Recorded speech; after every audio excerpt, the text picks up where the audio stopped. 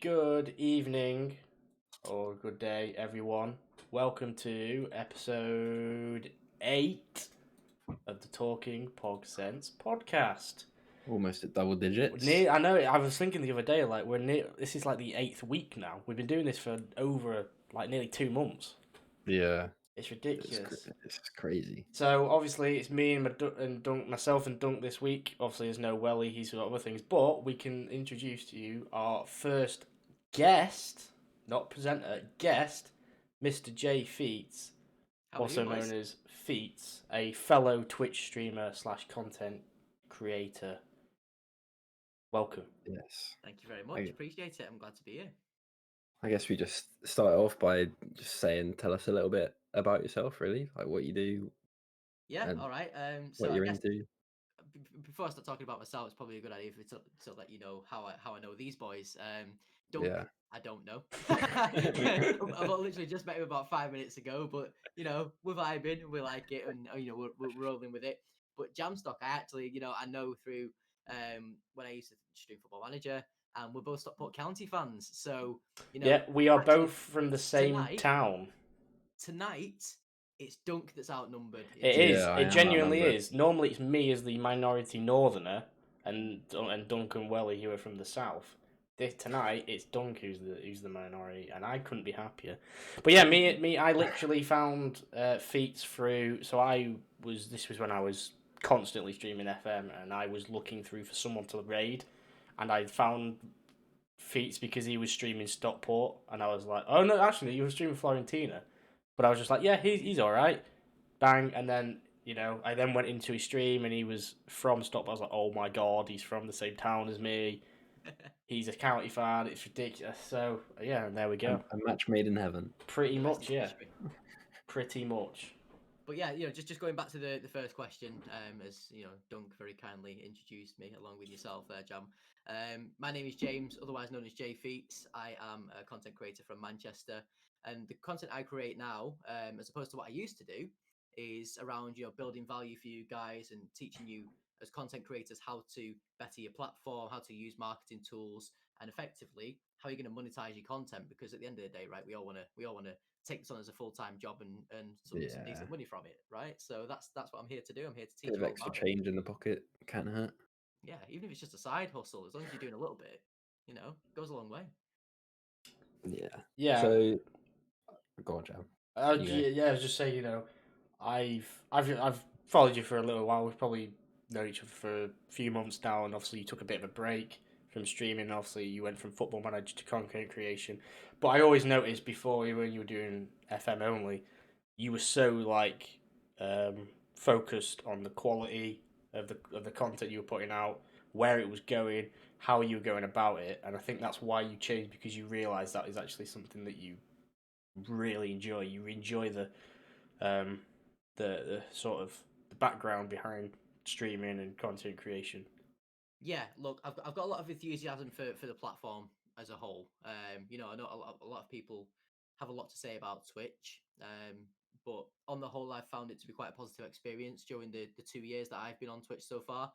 I've started branching out into into other areas, things like YouTube and podcasting myself, which I'm sure we'll talk about in a little bit. But for me, all right, Football Manager, it was more of a means to an end. It was my platform to get me out there. It's a game that I'm obsessed with, and I have been since 2007, when I first started playing the game. But then I realised that a lot of people weren't really turning up for the Football Manager content anymore. It was a nice to have, but people were more turning up for me, and it was really nice. It was endearing to to feel that people were actually showing up to see me and to talk to me and all the kind of thing. I thought, well, if they're going to show up and see me, I need to at least be giving something back. And I've got a lot of experience with brand marketing, and I've done it for a job now for a while. So I thought, well, why don't I switch my content up, start doing some podcasting stuff, getting guests on like you guys are doing today with me, and then look at see where we could take it from there. So over the course of the last 4.5, well, nearly 5 months now, we're at the end of April, aren't we? So over the last 4.5, nearly 5 months, I've totally flipped my content up. I don't really stream games very much at all anymore. And as I say, the content I put out there is more valuable stuff. As I say, for the first 3 months of this year, it was about establishing the JFeetzz Meet podcast, which is about getting fellow content creators on board to talk about their experiences, their journeys, and to give some top tips to new and up and coming streamers about how they can learn from our experience and fast track themselves to get to a better spot than having to wait 2 years, Yeah. essentially, like I've done, to go through the hard knocks to get to where I am. So that's been going really well. I've been diversifying the content and rehashing it, put it onto YouTube and all that kind of thing, which I know you guys are all planning as well. With the Talking Pogsense podcast. So looking forward to seeing more of that. I took a bit of a step back for about a week or so because I was in the process of moving house. I've recently just moved. I've gone from a 2-bed flat to a 3-bed, 3-floor, 3-bath townhouse, which is Jeez. ridiculous. Very nice. And as a result, my girlfriend then made me get 3 cats. So there's a thing with the power of 3 in this house, I swear. But yeah, so I moved house, and it gave me some time to really think and reflect away from having to try and create content and having the pressure on me to go live and be there with people, to really just take a step back and think about, right, what's the next step now? What do I do next? And for me, that was giving feedback to people on their channels.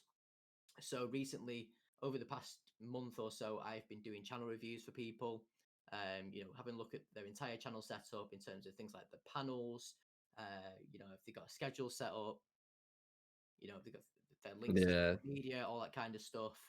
And then alongside that, then, observing their VODs if they're not live at the time, and just having a look and see how they deliver themselves on camera, how they deliver themselves on stream, are they interacting with the chat a lot, all that kind of thing. So I can give them pointers essentially to help them improve their content. Now, I know that sounds a bit kind of bold, so to speak, from somebody who's only been on Twitch for 2 years and hasn't got necessarily that much experience. But, as I mentioned before, I alluded to it earlier, I've got some experience in the fact that I've been doing this for a job for a while in terms of brand marketing. I understand what it is that brands look for Yeah. content creators in terms of looking to partner up with them, build, brand partnerships and help them monetize the content. So with that being the case, that's what's given me the platform to be able to go and do this. And I've been getting, great feedback on it. People understand that, I know what I'm talking about, and I'm giving them value and insight into things that they didn't know before. So yeah, all in all, so far so good. Yeah. Well, like you were saying early on, how you realize people were sticking around more because of you than your content. I can already tell from knowing you 15, 20 minutes, so that your enthusiasm is very like what's the word? It's very very infectious, very catchy. I'm not saying that because I've got a big head. That is probably why I wear hats, is because Yeah. I'm trying to hide the big head. But I it's can more the fact definitely. that's the feedback that I've been getting from people. Is the Yeah. fact that people and that's what they're saying. The word that keeps coming back to me is it's infectious, and the enthusiasm, like you say, that's the Yeah. thing that keeps coming back. So thank you, I appreciate it. I can I can definitely see why others have been sticking around, like making sure they tune into your streams. I think I did a little bit of lurking last night in your stream. Jam said you were live. Oh yeah. So I did a little bit of How lurking. rude of you to lurk Just and not say hello. just to get a feel of what you're like, get some inside info. But yeah, it seems like very good content that you're putting out there, and I haven't seen it done very, like, I haven't seen it been done very much, like, anywhere really, like that kind of that kind of content. It's usually, like, on this platform it is mainly like games. Yeah, absolutely. But I think the one thing that I did identify, and this is another reason, Jam, why I decided that I was going to switch up my content, is because the platform, especially with the pandemic as well, lots more streamers were coming on board. There was like an extra million streamers by the end of 2020 than there was at the start because of the pandemic. Wow. Because a lot of people had more free time.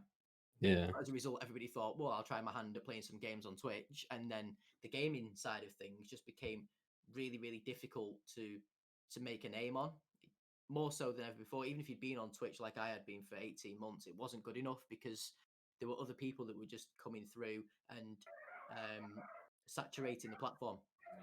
So I had to figure out a different way of creating content where it was going to allow me to be seen, I guess, in a sense, because I do eventually want to take this full time. I think I've got the ability to do it. I've got the knowledge and the experience now to be able to go and give it a proper go. But until I start earning about 30 grand a year, I ain't giving up a full time job. It's that simple. No, and me and Dunk both know people who are in the boat where the potential is there. I mean, there's nothing to say me and Dunk can't do it, but we're not quite at a level where we think it's entirely feasible. We've got people we know in the streaming community that we've sort of got into. There's people out there who have done really well for themselves because of the pandemic through streaming and content creation, and that's now a goal that they can see, like yourself. And it's interesting to see the two different. I think you both. I'm thinking they're the same people. I'm sure Dunk is as well. The approaches you're both taking to it are very different. And what you say about the streaming thing. Me and Dunk are products of the lockdown sort of streaming thing. We're one of the million. Because I think we both started around the time that it all kicked off. So it is interesting what you're doing. Like you say, it's a completely different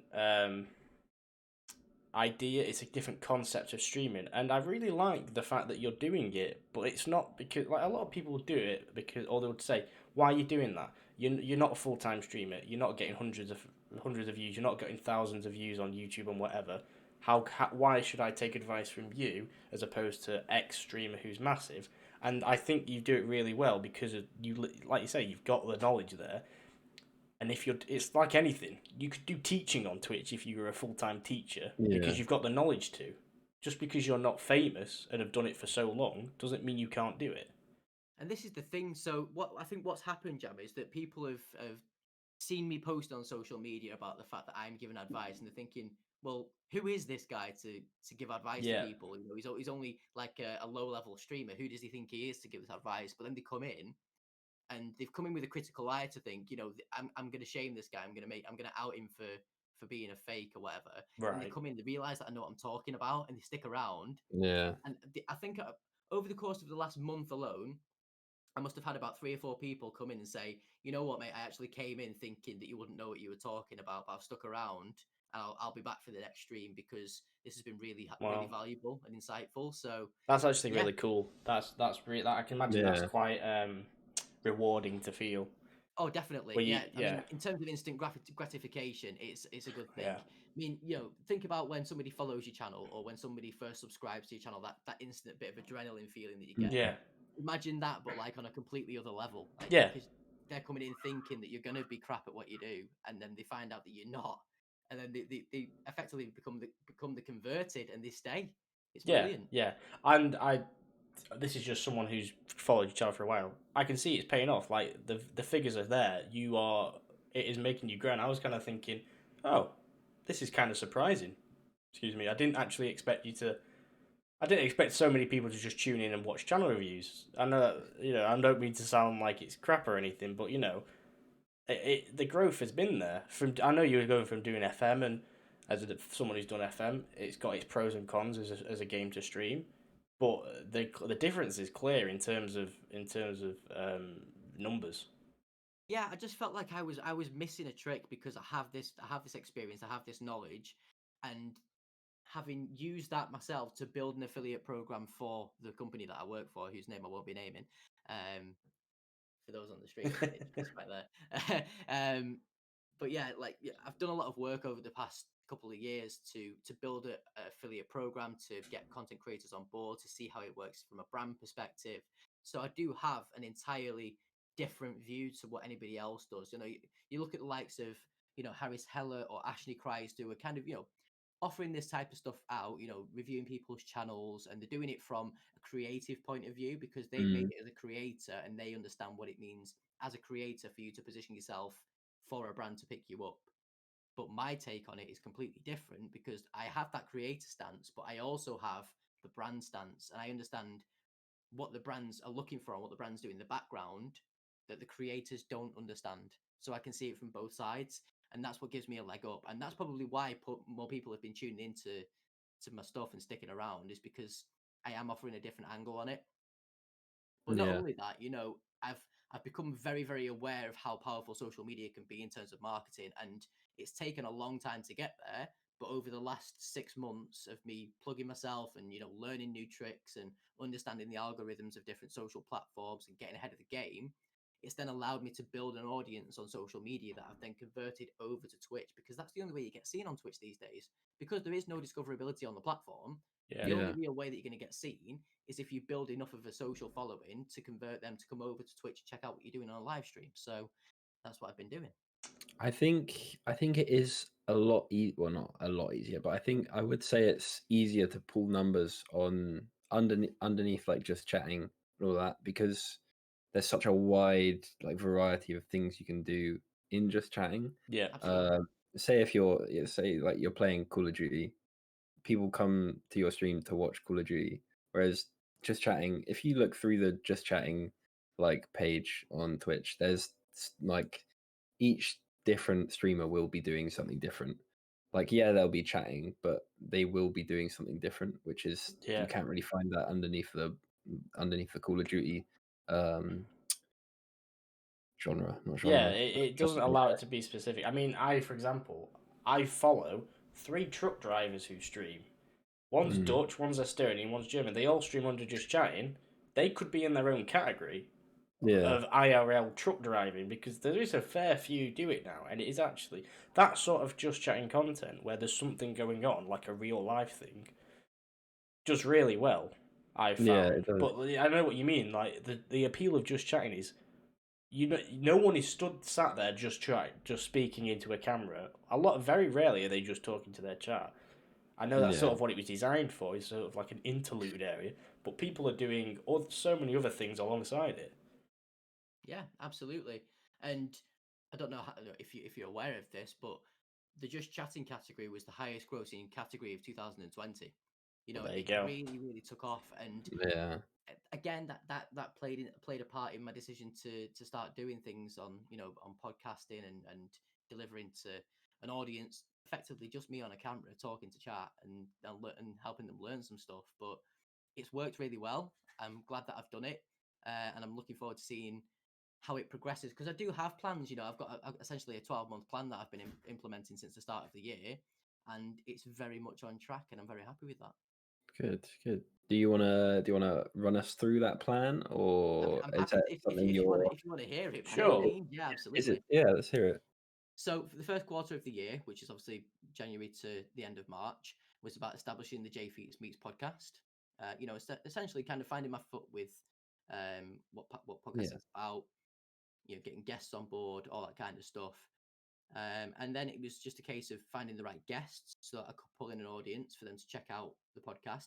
Didn't necessarily matter to me during the first 3 months of the year whether people actually turned up to the live Twitch chat, because it's a podcast, right? And it's there to be replayed. So it's been repurposed, it's been put on YouTube, it's been watched plenty of times on YouTube with the different guests that I've got. And I'm going to be moving that over to the podcasting software very soon. The likes of Spotify and Apple Podcasts and all that kind of thing that we were speaking about just before we went live. So that's kind of it's done its trick, it's done its job. I am going to be picking it up again and doing a weekly stream with the JFeetzz podcast with different guests very soon. I'm pleased to announce that one of my up and coming guests is I don't know. Have you ever seen The Circle on TV? Yeah. Right. So one of the most recent contestants from The Circle, Andy, he's called. He's going to be guesting on my podcast in the next nice. weeks. Wow. So that's pretty cool. Just talk, because he's actually got his own business. Obviously, he's been on TV now. He's got a lot of experience as a creator. He makes YouTube videos and all that kind of stuff. Yeah. Recently just found his feet with Instagram coming out of The Circle. He never had Instagram before, so there's a lot of conversation we can have there about how he's found the platform and how he's built his audience and all that kind of thing. So yeah, it's going to be exciting to talk to him about that. But the JFeetzz podcast was the project for the first 3 months of the year. These next 3 months, from April to the end of June, is about establishing the channel itself, about building my audience, and I want to achieve around a 20 to 25 average viewer stream across a 30-day period by the end of June. It started really well. I think with me taking on things like the channel reviews and then doing my marketing streams on Thursdays, delving into social media, and we call it the social strategy stream because we take one particular social media platform, and then we'll do a deep dive on that, talk about the algorithm, how you can get on top of it, what things work better than others in terms of when you're posting, what times work better, what tools are available to you for free for you to be able to schedule your posts so you actually have more time in your day to do other things than just staying on social media and staying on top of it all the time. And then the Sundays has become the weekly channel review streams, which we've very recently we've amended it from being just channel reviews to being more of a roast stream. So people will put themselves forward. They'll say to me, "Here's my channel. Go and review it. Give me some honest, critical feedback. Yeah. But roast me at the same time." So it's become a bit of a comedic value as well. So we do that on a Sunday. So that I've very aptly named it the Sunday roast. That's quality. You got to think about your brand Yeah, marketing that's at all good. times. You got to think about it. So it's been going really well. I've actually got a compilation video that I'll share with you guys at the end of the stream, at the end of the podcast, Okay. and you'll see for yourself just how brutal I get. But bear in mind, people are putting themselves forward for this. They're Yeah. wanting me to actively go ahead Yeah. and roast them. Definitely. But they also understand that I'm not just doing it to be a dick. I'm there to do it, to give them some honest, critical feedback. And what I also do then is I'll spend maybe 10 minutes after roasting them to give them advice on what they could improve and all that kind of stuff. So it becomes, it's got comedy value, but it's also got genuine value Yeah. for the creator putting themselves forward as well. And even those that aren't confident enough to put themselves forward will come into the chat, they'll watch, they'll have fun, in terms of the roasting side of things, and they'll learn from the things that I'm telling the people that have put themselves forward, what actually works and what they should be doing. I've had maybe 6 or 7 people over the last 2 weeks alone, 7 people I think it is, come to me, drop me a DM on the likes of Facebook, Twitter, Instagram, wherever they find me, telling me that they haven't put themselves forward for a channel review, but what they've done is they've learned from the channel reviews that I've done, and they've therefore gone and improved their own channels and the level of content that they're putting out to improve their quality. So even that's just become a byproduct of the stuff that I'm doing right now, and I'm over the moon. Like I say, I'm on track. I want to get to around a 20 average viewer, 25 average at a push by the end of June. And obviously today's the last day of April, so I've got my first monthly analytics since I started doing this type of content over the last month, and we're at 18. So Wow. Nice. we're doing all right. Killing it. We're doing Good all way right. there. And then moving on, what have you got any? Have you obviously got plans for like post June, the Q3 and 4? Absolutely. Yeah. Well, I mean, so I'm actually going to be doing a bit of a trial period with it over the next maybe 3 or 4 weeks, just to see how it goes and get some honest feedback from the community who are currently involved. I'm going to be offering a free coaching plan, and a course where content creators can put themselves forward if they're lacking in confidence, or they suffer with things like imposter syndrome. They want some advice on how to improve their channel, how to improve the quality of the channel. If they're having issues with their audio or their bit rate, all that kind of stuff, they can come and get involved in the course. It's going to last for around 3 to 4 weeks. We'll do it maybe once a week for 2 or 3 hours. Within my Discord server. So I'll stream into my Discord server privately, and it's exclusive to those people. And effectively, I'm going to be doing it with cohorts of 10 people. So I've already actually got the first 10 lined up. I only announced it last night, and I filled up the spaces in about an hour and a half of me announcing it. So Nice. yeah, it's exciting. The people that are coming on board now are effectively the guinea pigs, because we haven't got a defined coaching course as it stands right now. So it's just going to be putting things into place that I feel are going to work, getting feedback instantly from the cohort to say what works, what doesn't, what do you think can be improved on, is there anything that you felt I could have been gone a bit deeper on in terms of insight, all that kind of thing. And then eventually what we'll do is we'll have a coaching course there ready to go with the second cohort, and that will be an actual course then. So we'll run them through that, and then we'll get the feedback from those guys every week to say what went well, what didn't, and so on and so forth. So by the time it gets to the end of June and we go into Q3, I will then be able to offer an established coaching course that people can come and get involved with. At that point, I might charge a bit of a premium, maybe like £10 a head. It won't be anything, it won't be anything ridiculous, because I haven't got as much of a brand presence as I'd like to have to be able to offer that course for £150 worth of content, because it's not fair for me to do that. I need to make sure that I'm building it up slowly and gradually. So that's the plan, is to make it a paid initiative by the start of July.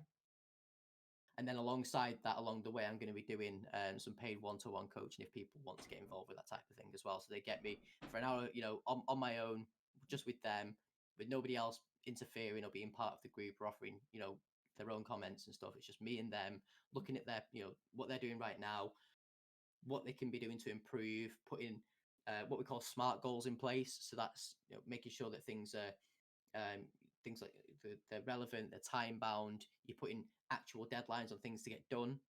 You're setting things like 30, 60, and 90-day goals for people to achieve. So they've always got something to strive towards. You start with a 90-day goal and say, right, what is it you want to achieve in 3 months? And it might be, I want to gain an extra 50 to 100 followers on Twitch, for example. And then your 6-month goal then, so your 60-day goal, so your 2-month goal, your 60-day goal is, all right, well, how are you going to get to that number?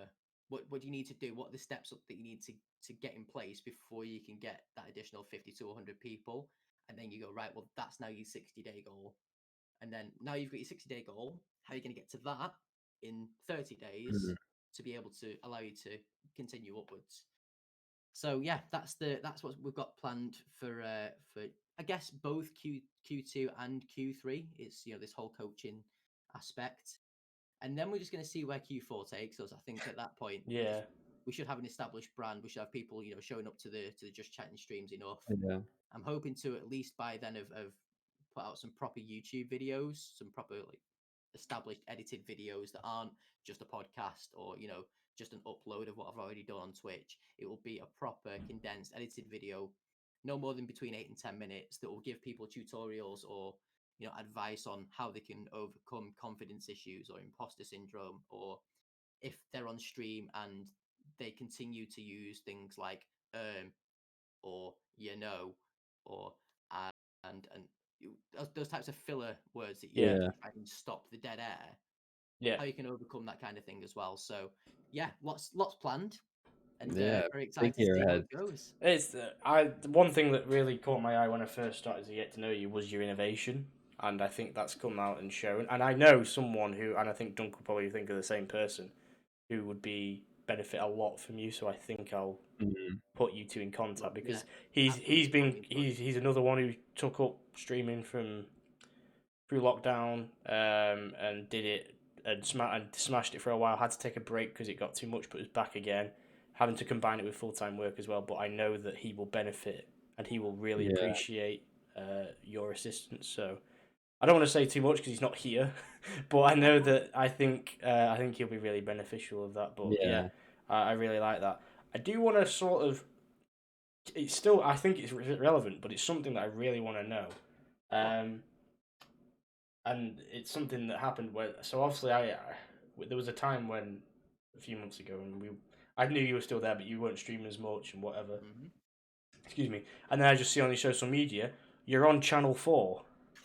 Now, if you don't know, Channel 4 is a TV channel in the UK, one of the big four, and you were on something that I'd never seen before on their social media. Now, this didn't go out on TV, did it? No, and it's not going to until the 20th of May. Right, but it's a social media type thing. Yeah. It was clips, basically, and they've done it for their social media, but also for a bit of TV later on down the line. Yeah, so essentially the glide path is they've put it up on Facebook, first of all. It landed on Instagram, sorry, it landed on Snapchat yesterday. It's going to be filtering through to Instagram in the next couple of weeks, and then we'll end up on YouTube and on TV on the 20th of May at 7:45 p.m. So, first off, how the hell did you do that, and what even is it? Because I know Dunc doesn't know much about it. Right, okay, so let me talk about the program itself first. It's called Would You Rather, and it's a debate show. So basically what they do is they take two people from polar opposite sides of a topic. They sit them opposite ends of a table, and you discuss that topic, from both sides, how it's impacted you. Would you rather be in the other person's shoes, and why? And you basically just have I think it lasted about an hour and a half, 2 hours, the conversation, but it actually ends up getting condensed down into about 7 or 8 minutes of content, because it needs to be, quite short form, because attention spans these days, people don't have them because social media is just so quick with everything. So the reason that I ended up on the program was because, and this is guys, for those of you who are worried about diversifying your content, this is a really good tip for you. Just do it anyway, even if you feel like you're not ready. Just do it, because what I did is last year I took TikTok by storm. I just thought I'm just gonna go and make some TikTok content. I'm gonna do some comedy stuff, sketches, dub videos, all this, everything that was all the rage basically in 2020. But then I started making my own original content, and I did a bit of a public service announcement video. I've always been quite a slim build individual for myself. I've always been a skinny man, and I thought there's not enough recognition for people like me who are thin, in terms of social media and celebrating the fact that we combat things like skinny shaming every day. I've had family members all my life tell me, that I need to eat more, and I could do with a good meal. I've had bullies at school say they can snap me like a twig. I've had people remark, even I know it's only in jest, but when if you hear it a lot of times, eventually it gets into your subconscious and it starts to actually impact your mental health. People saying things like, "Oh, I'm surprised you didn't blow over in the wind," and that kind of thing. Yeah, look, it's okay to laugh because It's just essentially it's funny. I'm laughing because it's pretty pathetic banter, to be honest. It's just not original or funny. No, it's not, and it's old, it's archaic, but it's one of those things. It comes from the boomer generation, and there's not much I can do about that. Boomers will be boomers, but it's one of those things. And I made a bit of, like I say, I made a bit of a public service announcement video on TikTok, and as you know, TikTok's very short form. You only get about a minute really to say what you want. So I edited it down within the app, using the tools within the app, and just talking about how it's not okay to skinny shame people. Just referring to some of those things that I just mentioned, those names that you get called, and the remarks that get said to you over the course of 20 years. Eventually, that does get into your psyche, and it does start to affect the way you look at yourself, because the amount of times that people say it, you start to believe that it's true because you hear it so many times. And I just wanted to stand up for people and say, look, skinny shaming is just as not okay as fat shaming is. So I put that video out in June last year, and I didn't really think much of it. It got a bit of attention at the time. I think it ended up with about 6,000 views, something like that. And I didn't really think much of it after that. I was just continuing to make the funny content afterwards because I enjoyed it. Then the end of the year came, and I hadn't really made any TikTok content in 2021. I've only really started making TikTok content again this week. So I mean, it tells you everything you need to know in terms of where my focus has been. But I shelved it for a little bit to focus on things like the podcast and my Twitch stuff, and even my career outside of Twitch. That was a big important thing for me, was to progress there. So I put TikTok on the back burner. I hadn't really thought about it, and then what happened was somebody from Channel 4 found that video on TikTok because they were looking for people to be on Would You Rather, to debate fat versus thin debate. Would you rather be fat or would you rather be thin? So they were looking at hashtags like #thin, #skinny shaming, all that type of stuff, to see what original creators in the UK were doing, and would they be willing to potentially coming on board to do this TV show. So lovely lady, she's called Laura. I still speak to her now, she's great. She reached out to me on Instagram, and she said to me, would I be interested in taking it up? So I thought, well, yeah, why not? It gives me a platform to, outside of just TikTok, to really talk about this and to try and reach more people. So of course I took the opportunity. As a content creator, again, it's one of those things. I'm diversifying my own content in a sense by going on something like that, because I can then say, well, actually, I've been on TV, which is pretty cool. So eventually what happened was I had to go through a bit of casting. So I had a call with Laura and went through a few questions that she wanted me to answer. Then she had to get me onto a Zoom call and do like a face-to-face interview with me, asking similar questions just to record my responses, how I came across on camera. Am I confident enough to go on TV, deal with, actually doing a debate with somebody who's going to be effectively negating everything that I'm saying and firing back their response. Would I be comfortable in doing that? So that's what the whole casting stuff was about. And then eventually, about 3 weeks after Laura initially contacted me, she said, yeah, the producers love you. We'd love to get you to come down to London. We'll pay for your expenses, for your travel, for your food and all that. You'll come down to London for the day. We'll do filming for maybe 2 or 3 hours. We'll have a break in between, so you've got free lunch and stuff. and then we'll send you home. We'll pay for your dinner and whatnot, and then of course we'll get everything edited and let you know when it's going to go out on social media. Nice. So that's pretty much what happened. So between the show that I'm on, the episode, as I say, is a debate around would you rather be fat or would you rather be thin. So of course I am the thin person in the debate, and I hate saying the word fat. I don't like using the word fat. The plus size person on the other end of the debate is a wonderful lady called Talia. You can find her on Instagram at Talia Darling. She's brilliant. She's very, very out there, and she's just a wonderful person. She's champions being a fat person and body confidence and all this, and I absolutely champion that as well for her. I think she's done a fantastic job. We got on really well, and we're still in contact every now and again. Now we still drop each other a message. We're constantly we're watching each other's content all the time, which is great. But I think what really struck me is how I've just said that I don't like using the word fat because of the connotations that it comes with. As part of that episode, Talia actually turned around to me and said, well, actually, I'm reclaiming the word fat. I like the word fat. I am fat, just as I am black, because she is a black woman, and she's reclaiming that for herself, and she's proud of it, and she exudes a lot of confidence, and I took a lot of inspiration from that, and I came out of that experience thinking, you know what, I should be more like that about myself. And here I am now, just being an advocate for not only mental health and everything that comes with it, because Jam, you mentioned before how I've been taking breaks from Twitch for my mental health. Yeah. It's I'm firmly of the belief that it's okay to not be okay. Yeah. Take as much time as you need to reflect and get yourself back on track, and then whenever you're ready to come back and do what you need to do. But likewise, I want to be a champion for those people that are like me, that struggle to put weight on. I've always struggled to put weight on. It's never been easy for me. I've tried bulking, overeating, eating 5 meals a day, even just eating snack foods to see if I'll pile on weight that way. Nothing ever works. But there are a lot of people like me out there who feel like they don't have a voice, and I want them to know that they do, and that's what I'm trying to be a champion for now. It sounds like a good experience to be able to have under your belt, because obviously you have this opinion of something.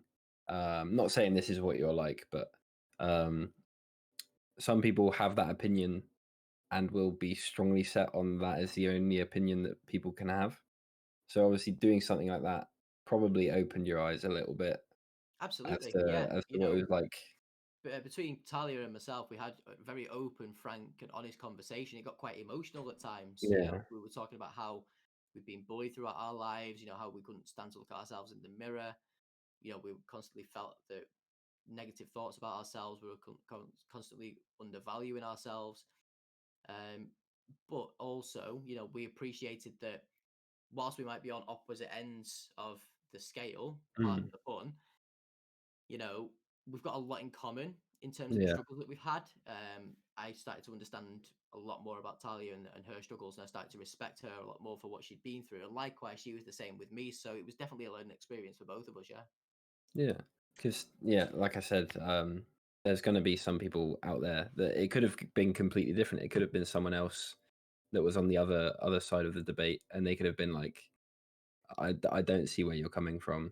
I feel like it's different to be plus sized and all of that, and you could have eventually probably clashed in some ways, and it probably could have not ended up badly, but not believe me, I'm sure gone as that's smooth. what the producers wanted. Really. Yeah, definitely. They wanted the drama. They wanted a full-blown argument with tears. Yeah.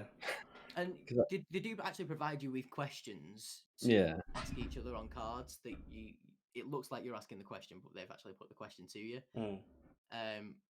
But it's a question that you both answer. So whilst you're asking one person, you'll get that question back at some point yourself to give your answer on it. I think, yes, absolutely, it could have gone one of two ways. I think it most definitely, I could have been on the opposite end of the table from somebody who didn't want to hear my view and thought that everything I was saying was ridiculous, and weren't willing to understand that not all thin people have got it made for them and all that kind of thing. And Talia did have some of that. It wasn't a completely smooth sailing conversation. That's why it took 2 hours, because there was so many things that we had to talk about from our own standpoints, where it was difficult to overcome some barriers. But eventually we got there, and I think it's made some pretty good TV. Yeah, I think Yeah. it did quite well, and I'm quite interested in the entire sort of like. Bear in mind, this wasn't primarily for a TV show. It is going for a TV show, and it's not a big production, but the amount of work that seems to have gone into it from their Yeah. side, Mm. just for, like you say, a 7 or 8 minute part. The amount of sort of casting and vetting that's gone on just to Yeah. get the two right people, and I think a lot of that must be like draining work for TV production. I know it's slightly off topic, Oh, but yeah, sure. it's really interesting just to hear like how the entire process works and how it's probably not a million miles away from if you were being casted for any Yeah. any other kind of TV where you say The Circle or stuff like that, proper long series. It's Yeah. probably not a million miles away Well, in you want terms the of the way they content, do don't it. you? You want like to find someone that is like that they are gonna bring something onto the table and Yeah, bring You want some content in. entertaining. TV Yeah. shows get paid their advertising money and stuff for creating entertaining yeah, content. yeah, Ads will not come along. Brands won't come along and want to request advertising space on a particular channel if the content on that channel isn't entertaining. It's that simple. And it's the same with anything. If we try and sort of loop this back into Twitch a little bit, people aren't going to stick around to watch it unless you provide them some sort Yeah. of entertainment value. That. And that's why Mm, I try and be as honest and open as be as much of myself as I can be when I'm on camera, because this is genuinely the person that I am. I'm not sugarcoating it in any way whatsoever. This is just who I am, and I think that's what people like about me is I've got a bit of yeah. a bit of a no bullshit approach. It is that line of work, isn't it? It is all entertainment. It is all the entertainment industry, and you do get some creators who are like completely different on camera than they are off camera. Like they'll be shouting on camera, like doing loads of like stuff with their hands, and then you'll meet them like just on the street, and they'll be a completely different person. They'll be like shy. Socially Uh, awkward, yeah. yeah, exactly. There is that kind of like some people do have like a front for it, and Yeah, absolutely. Yeah, I think a lot of people's coping mechanisms come from that as well. yeah, Things like mental health and that kind of thing. So you can do one thing really well on Twitch and, like you say, be a completely different person as soon as you turn the camera off. A lot of people do that, because they understand that entertainment is the concept behind retaining viewership and building a platform. That they will create a heightened version of themselves, yeah, and that is essentially what they put forward, and it means that they've got to be this hype streamer, for example, for 2 3 4 hours at a time. They'll yeah, come off streaming, they'll be so exhausted from throwing all of that energy at it that they'll just probably just sit there on the phone or watching TV and just not really do anything, not really talk, because they've been talking for 4.5 hours, for example. yeah. That is one thing that's been quite interesting to see.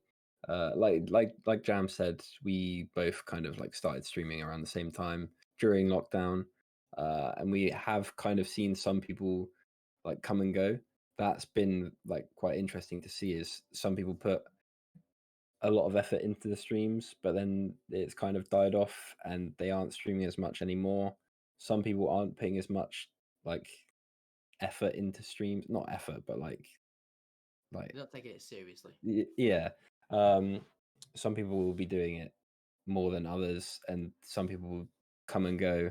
And it's been interesting to see the journey of other people and how like you get those people that say, oh, streaming is just sitting and playing games, and some of those people have been those people that started streaming during lockdown, and it's been interesting to see them try and put work into it and it not worked out This is the thing like as they well, thought it though. would. So, there is that connotation that live streamers just play games. If you say to somebody, I'm a Yeah, Twitch streamer, they think that you sit there playing FIFA with a controller in your hand, talking to your chat, and that's about it.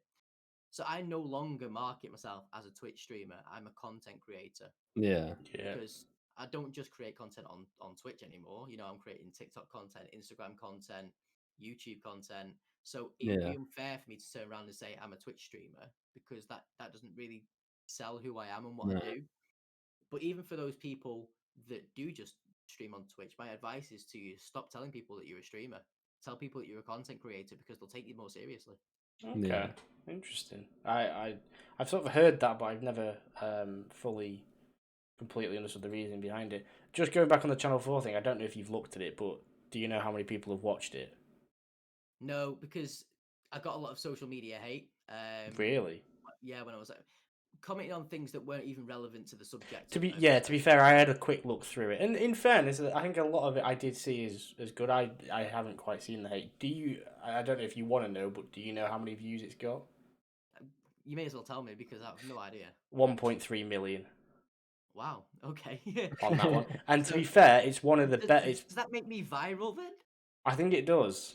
Yeah. I mean, I'll just literally taking ones from this other series. Single or in a relationship, 147,000. You know, would you rather be black or white? 120,000.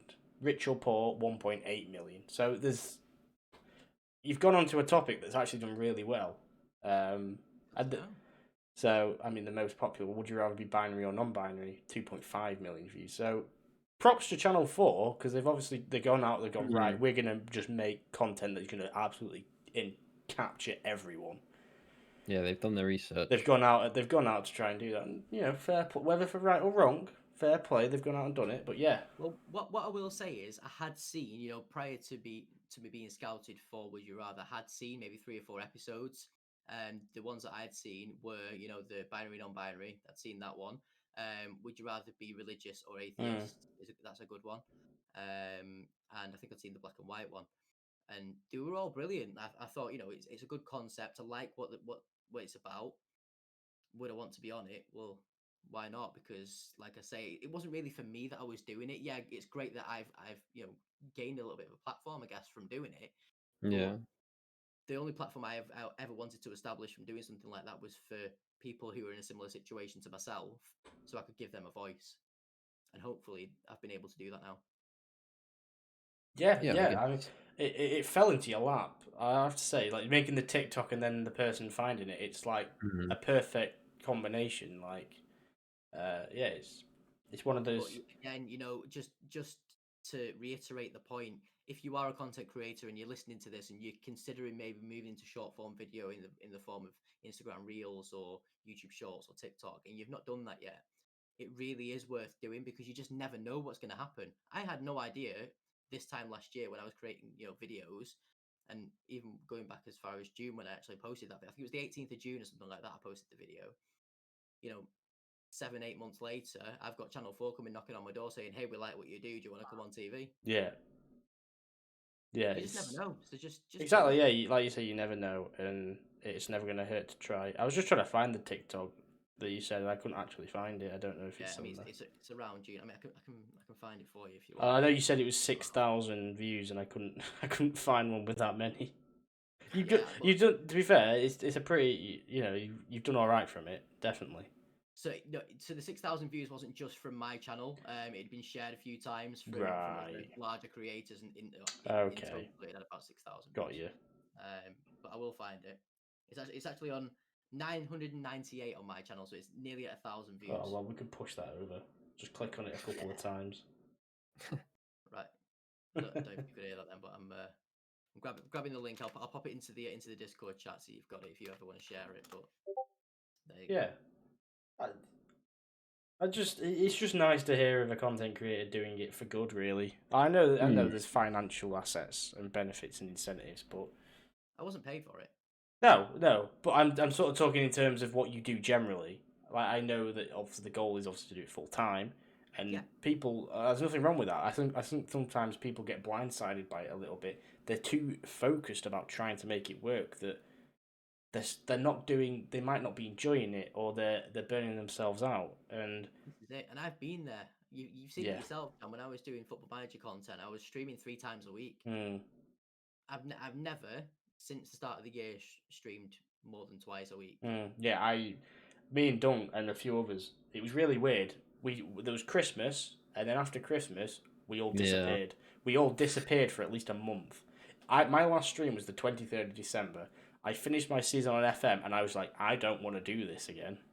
Yeah. I'd taken breaks before. I'd taken an odd month, a couple of weeks or whatever, and I stopped until about maybe February, and I've literally just gone to myself and gone, and I think we all sort of just had this realization: just stream when we want to stream.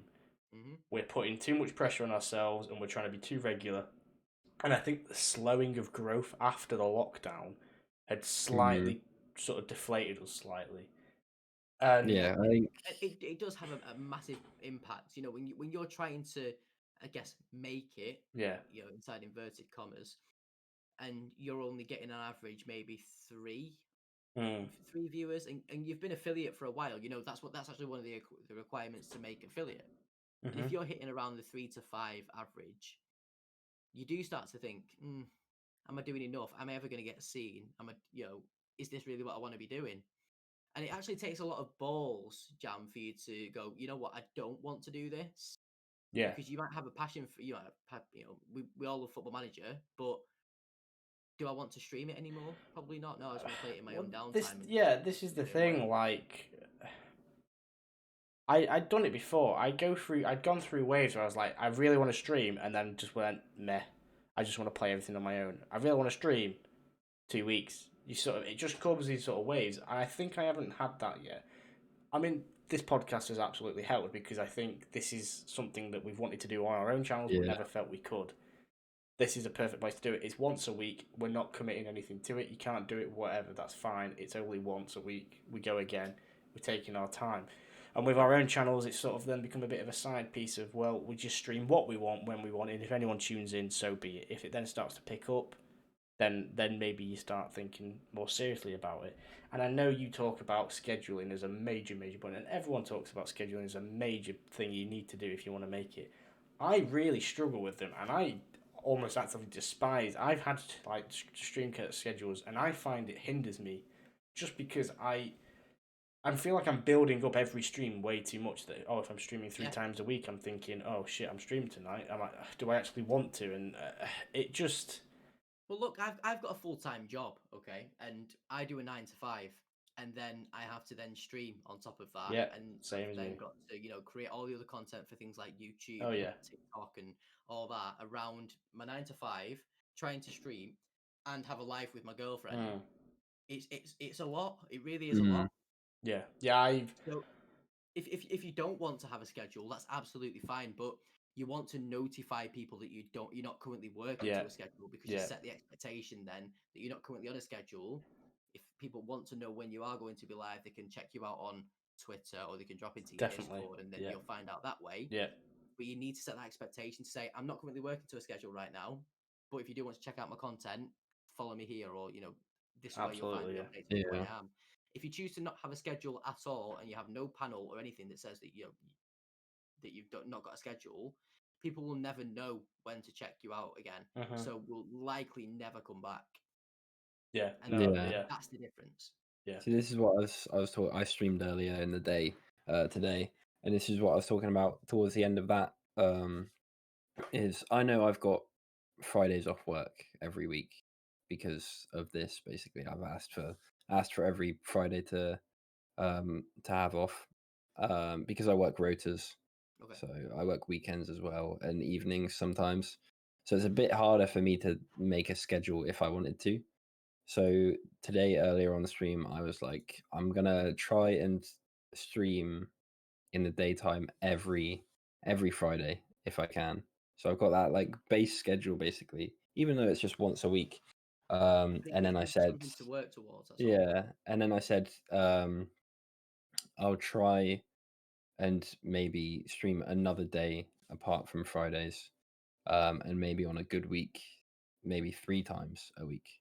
So it's just as long as there's one day that I've got down, I think it would be all right. Because then if I do get new people in, then I can be like, oh, I'll always be live on Fridays, and then there are other times where I will be live.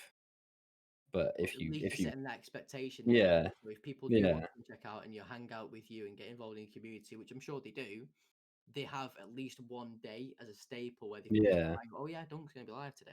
I'll pop in and say hi. Yeah. So speaking of Twitch, basically, how you said you started 2 years ago? 2 years ago, yes. So it was March 2019 when I started. So what made you want to start streaming on Twitch? Was it just out of nowhere? Was it someone said something to you that was like that made you want to go like, oh yeah, I want to stream now? No, actually, what it was, I had no prior knowledge of Twitch at all when I first decided that maybe it'd be a good angle.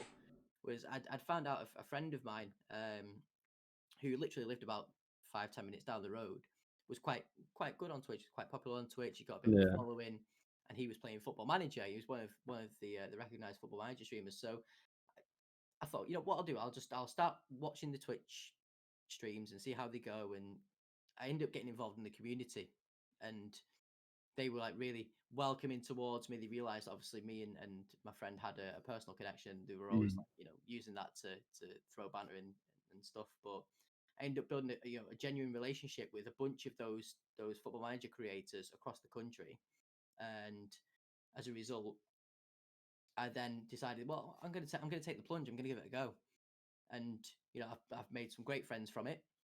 I've Yeah. been I've been through the ups and downs of streaming. Don't get me wrong. I've been that very same friend who I was talking about who got me interested in Twitch in the first place. He and I no longer speak. We went Right. through quite a bit of personal. Pardon the cat. Yeah, we went through a bit of a personal battle Yeah. around. He felt I was stealing his viewership, and I'd got an affiliate deal similar to what he had at the time. Mm. And as a result, we ended up falling out because he didn't like what I was doing. He didn't agree with it, and he tried to actually turn the people who I'd become friends with within the Yeah. community. He tried to turn them against me, and he actually succeeded for a while. So I Wow. thought, well, I'm not even going to rise to it. I'm just going to carry on doing my own thing. I'm going to keep a low profile. I'll go and build my own platform, and eventually, true colors will out, Mm. and they did. And eventually that's what happened, and the community kind of came to me and said, look, we realized it wasn't you that was in the wrong here, it was the other person. And everything kind of just fell into place from there. I started to see more regular people coming back into my streams. I started to can you see the It's just sort of clawing at the air. Oh, sorry, I cute. realize for those that are going to be listening to this on the podcast, I apologize, but I've actually got two cats behind me just hijacking the stream right now, so yeah, I apologize for that. But yeah, so it got to a point where I'd established my own following. The people who I'd built connections with within the Football Manager streaming group, I'd kind of rekindled friendships with, and it all just kind of went from there really. And I was doing okay. Don't get me wrong. Like I was doing all right doing Football Manager because the type of character I am. I do react to things on Yeah. stream, and I'm quite vocal and quite animated because that's the kind of person I am. So people were coming along to check out my content and sticking around for that, weren't they? Jamstop97. Yes, yes. Sorry, So I was you know, listening, but I wasn't looking. Yes. yeah. But you are one of those people that at the time I was streaming Football Manager, and you stuck around because you like what I was doing. Obviously, we built a connection on the fact that we both were from the same town and supported the same football team and all that kind of stuff. And it was a nice little thing to happen just out of the blue randomly. Yeah. But yeah, I mean that's how I started on Twitch. But I always had an idea what the Football Manager was never going to be my bag. It was never going to be what was going to define me as a content creator because I'm quite a creative person. I always have, literally everywhere I go, I always have a notebook next to me, just full of notes. Whether it's here at Nice. my desk, if I'm off stream, I'm playing a game, or I'm watching somebody else's stream, I'll have this next to me. I'll be jotting things down all the time. As soon Yeah. as something comes into my head, it's in the notebook because then I can go back and I can revisit it and decide, is that something worth pursuing, is it not? And if it's not, I'll sort of scratch it out. But if it's something that I can build on, then maybe that goes into the next part of the content creation journey, and so on and so forth. I've got, I want to say, probably about 10 or 11 notebooks in this house Jeez. Wow. because I just have them everywhere. Yeah. I have to have a notebook within arm's reach at any given time so that I can, because the creative juices just flow every now and again, and you Yeah. don't want to miss out on those opportunities. And if you don't have access to physical notebooks, then that's fine. But what you do have access to, what we all have access to, is one of these beauties. Mm. We all have a smartphone in our pocket that all have a notes app. So there's no excuse for not taking things down at any given time. So if you're not already doing that as a creator, and you're not capitalizing on all those cool ideas that you have throughout the day, and then you go, oh shit, what was that thing that I was thinking about earlier on? Never mind, it's gone. Well, it's never gone if it's just sat there in your notes. And even if you choose not to pursue it again, at least you've made the note in the event that you make the review, and it's there. Because one of these days you'll be halfway across Tesco, you'll see something on an aisle that'll go, that'd make amazing content. You'll put the idea into your phone, and then eventually it comes to fruition. It'll be one of the things that does really well for you, and you might even end up getting a moat from it because it becomes a habit on your stream. You get recognized for doing that same type of content.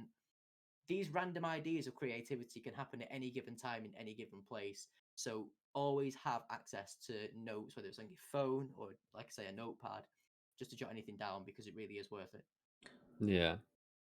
I think I went off on a bit of a tangent there. You asked me how did I get No, started on Twitch? that is a good story because it's covered a couple of things for me. One, I think that's a great piece of advice for content creators, and it's a great just general work ethic for someone who's got a creative mind. Personally, I do and I don't for certain aspects, but that's sort of jotting things down.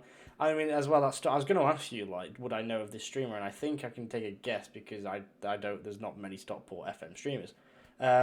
So I think I know what you mean, which is quite sad to hear, really, because that's not what Twitch is about. And if you're accusing someone of stealing your viewership and copying your ideas, it means what you're doing is not good enough, and it means what you're doing, you know, is not good enough because people are leaving you for someone who's doing it better. There's only so much FM content out there. It wasn't even the fact that I was doing it better, it was just that I was doing it. I certainly wasn't doing it better. I knew I had a long way. This was right at the very start of my streaming career, literally within like 2 or 3 weeks of me starting streaming on Twitch. My overlays were crap. I wasn't engaging with my chat as much as I should have done, really. Everything just looked really grainy. I had a potato for a PC. I was literally a beginner. Yeah. So for that person to come at me at that particular time when I was literally a nobody effectively on the platform made no sense to me. And that's why it ended up getting out of hand a little bit. So yeah, it is sad, and I'm sure one day down the line we'll both step away from Twitch and go, you know what, it was really fucking stupid. You'd hope so. You'd hope that they would realise, because absolutely. I think that's more their insecurities more than anything else. And this is it. Like I can't stop people feeling insecure about their own content, the way that they live their life. If they genuinely feel that I'm a threat to them, then that's on them and not me. Because I am a very genuine person. I'm very upfront, heart on the sleeve type of person. I don't pull any punches. What you see with me is what you get.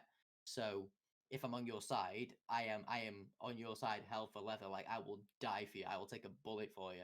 And that's how I was with that person.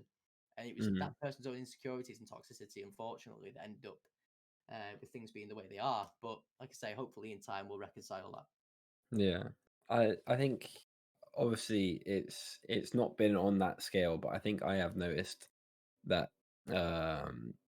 obviously I don't know if I can speak for me and you, Jam, but obviously we met through Twitch. I know a bunch of us did. We all had this group at the start. We were all quite close, going into each other's streams every time they were streaming.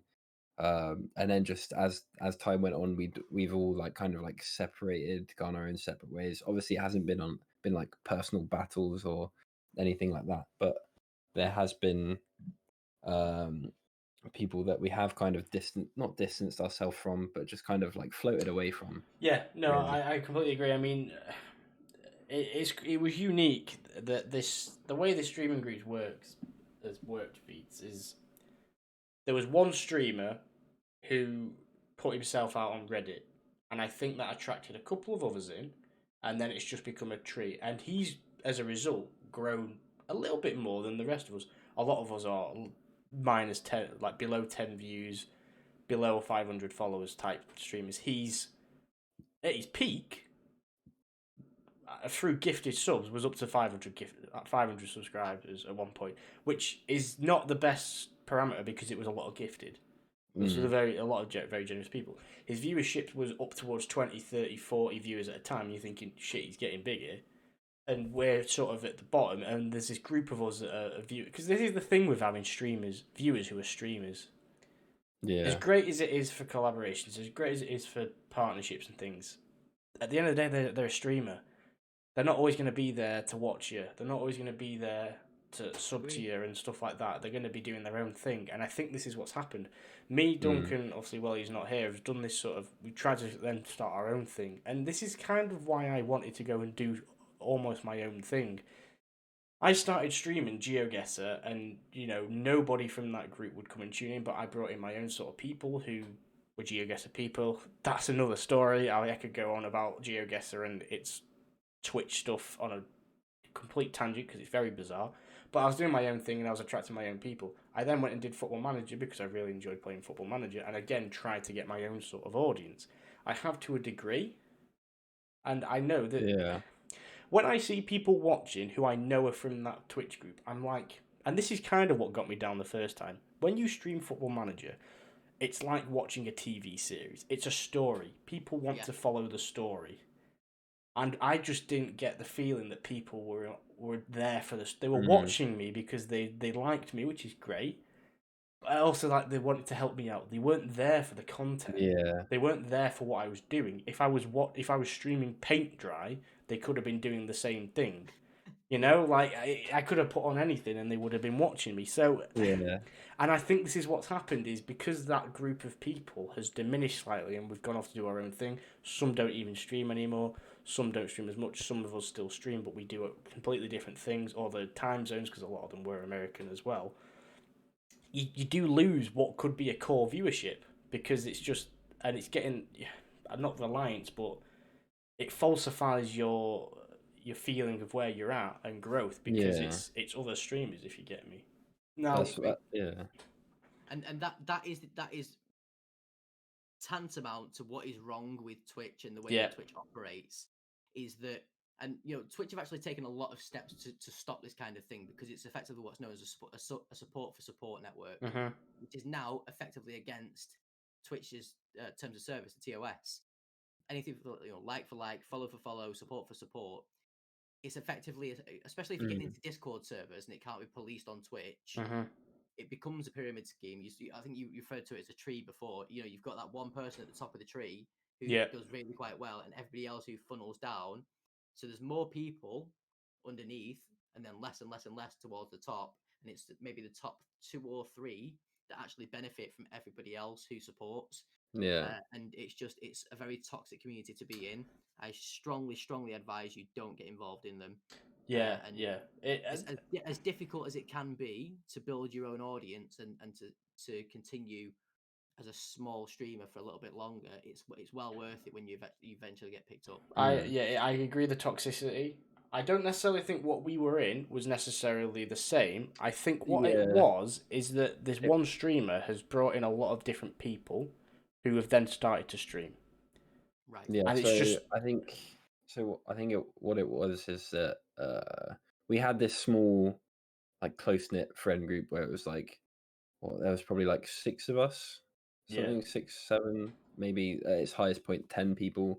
We were all quite good friends. There was probably 6 of us that streamed in that friend group. And then as it's gone on, other people have gotten viewers who have kind of got closer to that friend group, and then they've started streaming, and then also it feels like when they come into your chat or something, it's almost like a clique, like something that they expect to like a favor almost. They come in and then they expect because I'm in your stream, you should come in mine. I expect to see you in my stream later on. Those types of Twitch streamers are the absolute worst people. But really they'll be in the Twitch stream. They'll be they'll say hi, send a couple of messages, and then disappear for the rest of it. Yeah, they'll turn up and show support, and then they may say they're lurking or whatever, and then disappear. And I think as well, and I think this is maybe for the person who started it, you end up supporting monetary a lot of people, and a lot of people are then seeing you as their sort of oh, so and so's in the chat. That means everyone else is going to be here. Oh, he's raided me. That means everyone else is going to turn up, and they'll, it's almost like that's your lifeline. If that person disappears, what are you going to do? That's it. Because you haven't got anyone Yeah. else. Yeah, I think at one point I was sub to like 12, 13, 14 other people.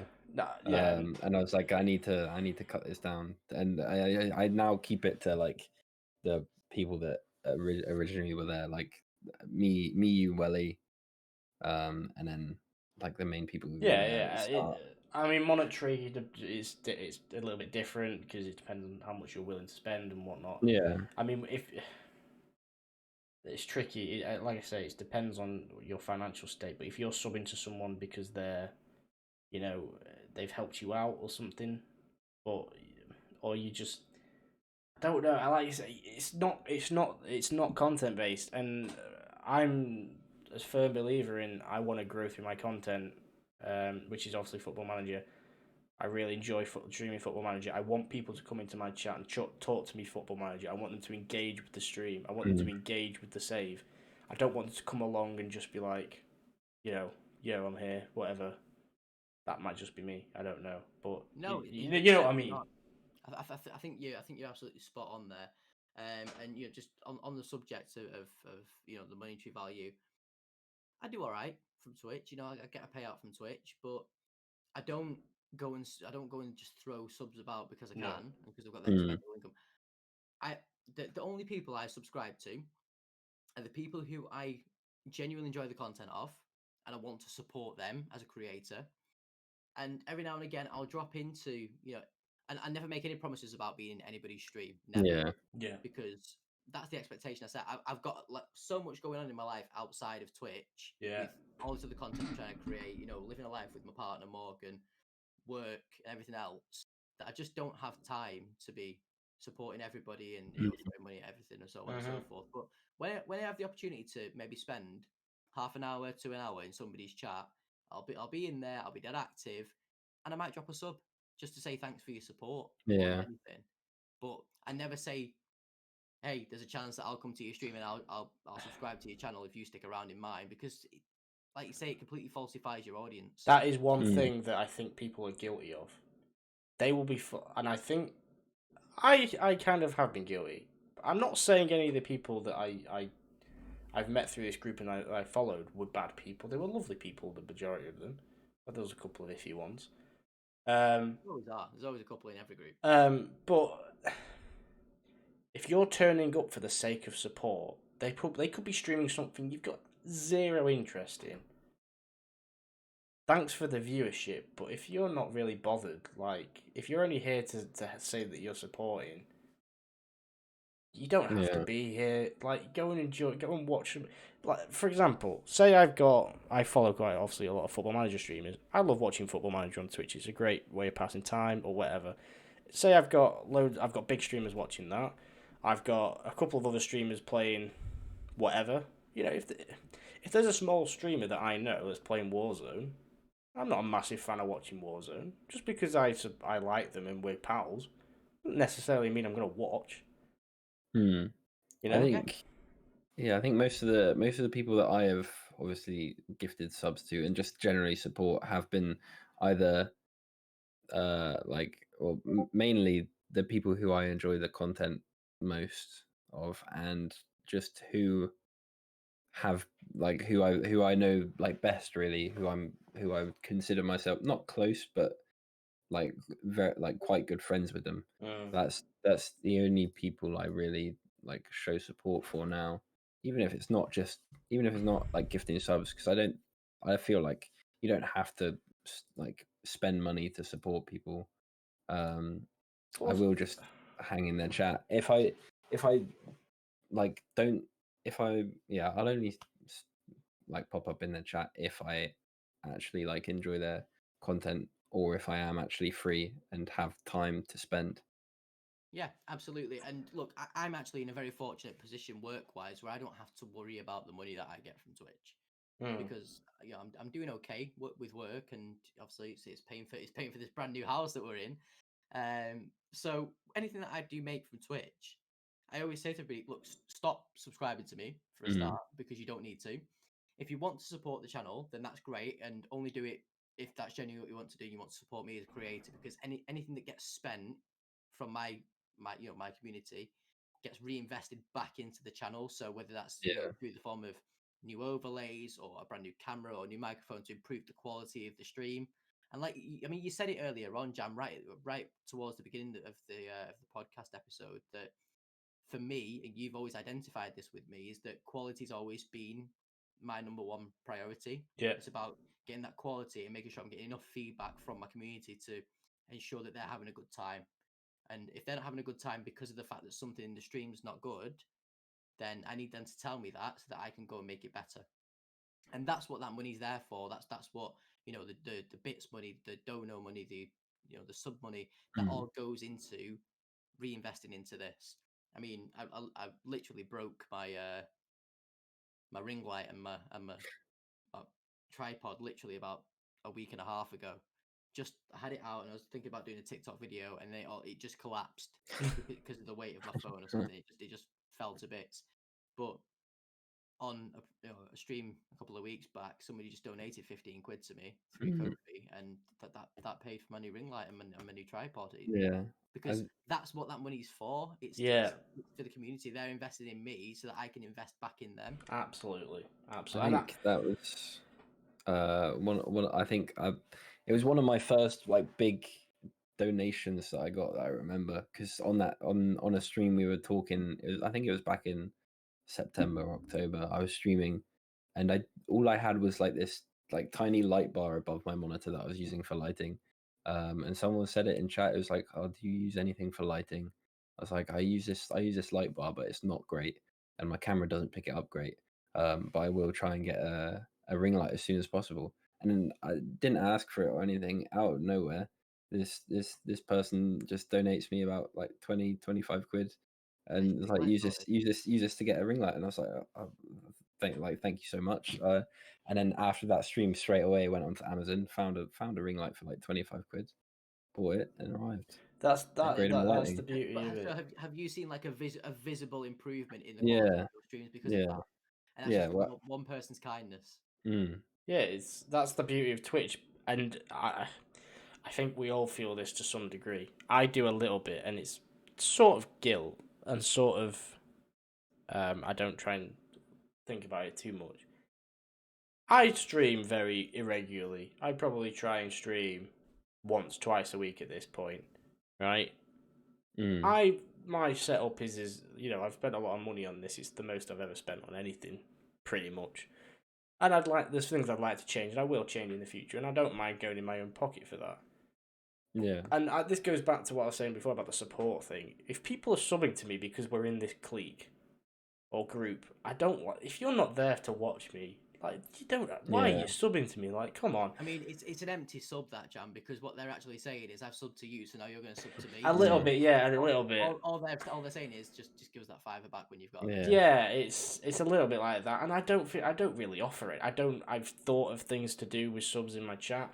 I'm not at a point where I'm at a level where I feel like I can do any of that, which is just how it is. And I know I'm not the only one. Everyone, people who are affiliates, a lot of them don't offer anything for subscriptions. It's fine. Like, that's why we discourage people to do it. And I've only had one Twitch payout, and I had issues with it where it didn't come very quickly. So I never really knew when it came, and I'll be honest, I didn't put a lot of it into the stream. I might have bought a couple of games, but I was sort of in a position where I didn't know what to do with it, and it felt a little bit, like you say, a little bit empty, because I basically said that I was this amount off and someone gifted this amount, so I'm like, that's great, thanks so much, I've got another emote slot. But I'm I was sort of like, I'm between a rock and a hard place, because I'm not sure what to do with it. I don't offer anything in return for you subscribing. Like you say, it almost feels like I've then got to give it back. But if it's money I'm never going to see because I'm never going to reach the payout threshold, it's a little bit. So I don't look at subscribers really. That's not the. No one does. I try and stay very far away from it. Follow accounts is a much more nicer thing to look at, and view accounts to me. viewer count should be your number one priority. Yeah. Sub count is irrelevant. Yeah. Because you have to almost think that every time you get a subscriber, that Twitch is taking 50% of that straight away. So you do want to. What my advice to you and to any other content creators that end up listening to this podcast is to stop asking people to subscribe to your channel. Oh yeah. If you want people to support you with money, then that's fine. But set yourself up something like a PayPal page, or I use Ko-fi, for example, so people can go buy me a coffee. Yeah. And it costs them less to do that than it does for them to subscribe on Twitch. So for me, for my code, because you can set it to whatever you want. For somebody to buy me a coffee on Ko-fi, it's £4, which is £1 cheaper than subscribing to me on Twitch. But I get all £4. Yeah. Right. Whereas I don't get £2.50 taken away from me just because it's gone through Twitch as a broker. What if you don't drink coffee? It's not necessarily a coffee. Slice of cake or a beer. Yeah, a beer fund. That's a good one. There you I've go. seen people have beer funds before. Yeah. So you're like, buy me a pint. I like that. Yeah. You can essentially make it whatever you want it to be, but all you're doing is you're just dressing up what it effectively is. It's a donation. It's just I don't putting even a have tag to, on it, really. Yeah, I don't even have to dress it up anymore. People know that my Ko-fi is there for them to donate to me, and they actually understand that the reason that I'd much rather that they do that is because if they genuinely want to support me and support the channel, then I'm going to see that money quicker by going through that third party rather than going through Twitch. You're going to take half of it straight away. And with Ko-fi, they actually pay you out every Monday. So, say for like I said a couple of weeks back, where I got that £15 or whatever for the ring light, that got gifted to me on the Thursday. By the Monday, it was in my bank account. Nice. So you don't have to wait. You don't have to hit a threshold. Nothing like that. It just gets paid to you every week. Yeah. No, it sounds good, and it sort of brings me back to that. You know, I don't think I was part of this, and I think Dunc and a few others in this community during the sort of early lockdown, well, sort of mid part of the first. So I'm talking like May, June, July of last year, August maybe. I think it's what really inflated things artificially. And it was people in this group that Dunc and I were in. I was sort of on the periphery, but it was the gifting subs. And I've mentioned it before about the person who he was up to 500 subscribers.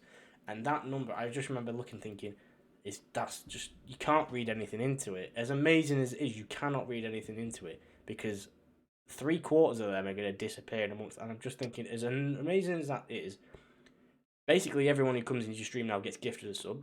Some people might not feel, some people might have mixed feelings about that. But and it was for people who were of this community, and they were just throwing subs out at you get 5, you get 5, you get 5. Again, it almost was probably feel like you had to do that back. Yeah, there's a lot of pressure that comes with it, isn't there? Yeah, and I think it's mainly down to some people who have like subscriber goals on their screen and all that. I've never had. Are you one of them? Are you? Only recently, like normally I wouldn't have. Yeah, I mean, like recently because I've been on the brink of hitting 30 subscribers. Yeah, if you're like a couple off or something, then yeah, that's fine. But say if you have like a subscriber goal of like, say you're on like 10 and you have a subscriber goal of like 100. Yeah, I don't think I've ever put a subscriber goal on my stream just because I feel like that pressures them a little bit more into giving you money. I'd much rather have like a follower goal or something like that because following's free. Yep. Like I think it doesn't cost anything to follow. I think it's enticing as well. Like, people will put in, they'll get 250, let's go for 300 and I'll play Outlast. Yeah. And it's like, come on. This is the thing as well. And I'm not saying you don't, but other people in this group had all the same goals. 250 subs will play Outlast, 300 will play Outlast 2, and everyone was doing the same thing. And it all stemmed from one person doing it. That scary game phrase, wasn't it? Getting the subs and thinking, that works, let's do that. And it was just like, come on. And look, I mean, so just on that point, there's nothing wrong with looking at somebody successful and saying, look what's working for them. Yeah. I'll adopt that approach, but you certainly do not carbon copy it, because Exactly. that is disingenuous. Pardon my language. It's disingenuous as fuck. People Yeah. see right through it and understand that what you're doing is essentially being a copycat, and that you've not got any originality to you. But it actually serves as a detriment to you in the long run, because they understand that you're just copying what everybody else is doing. You've got no originality, so they'll just stop watching you because they just know that you're a carbon copy of somebody who's better. This is the thing. This is what I was thinking. Everyone's starting to stream, but everyone's doing the same thing.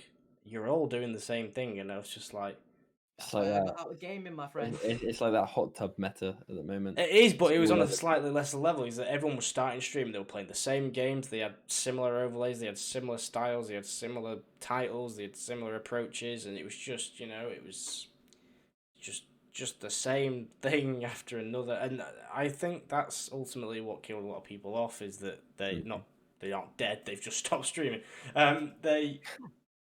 They sort of realised that it wasn't for them. They weren't doing as well. And I think this all stems again, and I hate to bring it back because they're not here. I don't like naming people or bringing people into it.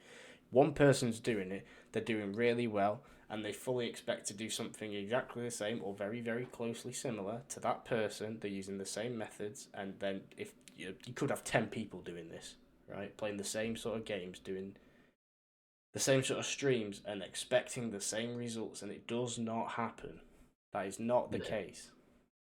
Because somebody's already doing it and doing exactly. it to a level for them for that audience to not want to move away. He's put the hours in. He's put the work in behind the scenes. He's funded himself the equipment.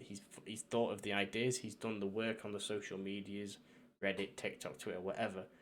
And he's playing what he wants to play. And then some other people who've just thought, I want to start streaming because X have started streaming. I'm going to play the same stuff, and I'm going to use the same subscriber goals. It annoyed me. I'll be honest, it genuinely did annoy me a little bit, because it was just people copying, and I didn't want to do it. The sad thing is with that is it's never going to stop. No. For as long as there are Twitch streamers and content creators doing well, there are going to be 50 to 100 who will try and do exactly the same thing. And this is the problem with Twitch. It has become a saturated platform, particularly in places like gaming, because it's full of people thinking, I can just turn a camera on and be the next ninja. Mm-hmm. Yeah. Doesn't work like that. And I think they don't appreciate the level of work that goes into this type of thing. Putting yourself out there on socials. This person, I don't even know who this person is that you're referring to. I'm just taking it at face value, but this person sounds like they've been putting a lot of effort into their social strategy. Absolutely. Putting themselves on places like Twitter and TikTok and Reddit and all these other places. So that's now helped them convert a following into Twitch, and that's why they're doing so well. Yeah, they're 100%. They're quite enthusiastic on stream. They include people, so they've built a genuine community because they've put the work in. Yeah. Other people look at at people like whoever that is and go, well, if they can do it, I'm watching this person, right? I'm watching this person for 20 minutes. I'm going, right, so this person's just turned the camera on, played this game, and a bunch of people are throwing money at them. That's what, at face value, a viewer would see who's never streamed before. Yeah. They go, all right, I'm going to give it a go. I'll turn on the camera. And then when they don't get the average viewers, and obviously because they've not put themselves anywhere, they've not sold themselves, there's no discoverability on Twitch, that's when they give up, because they realise this is too much hard work. Yeah, exactly. Yeah. Exactly that. And I will state that this person who started it, they were getting 30, 40 at a peak, right? They're doing okay for a part-time streamer / amateur streamer. And it's the people who are coming into his streams, who have been in his streams for a while, who are then going, I'm going to go and do that, or whatever. I want to go and do that. And like you say, they want to do it better.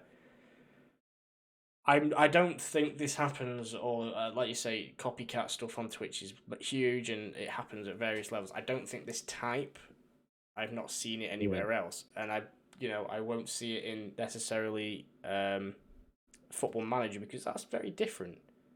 And I think the beauty of Football Manager is you've got the choice to form your own sort of, your own way. The fact that you can play the game and be in charge of someone completely different to someone else, and no one knows anyone about it, is the beauty to me. You know what? Jam, don't even think about being somebody else. You could literally pick exactly the same team and have a completely different career Oh because yeah, of the way that the game is set up. It's yeah, never the same. Yeah. It's never one particular yeah. storyline or Ultimately, one there team does are X so there well. are yeah. Ultimately, there are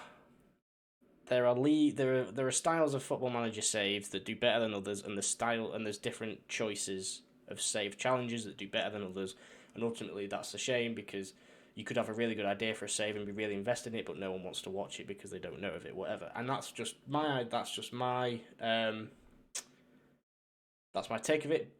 Dunk, I know, does a lot more FPS games, so Mm. we'll have a completely different view. But again, the thing with FPS games, you're very limited to what you can do differently. Yeah, it's why I've kind of I wouldn't say I don't strictly stream FPS games. I have done a couple of quite a few other games where it's been like some like survival games.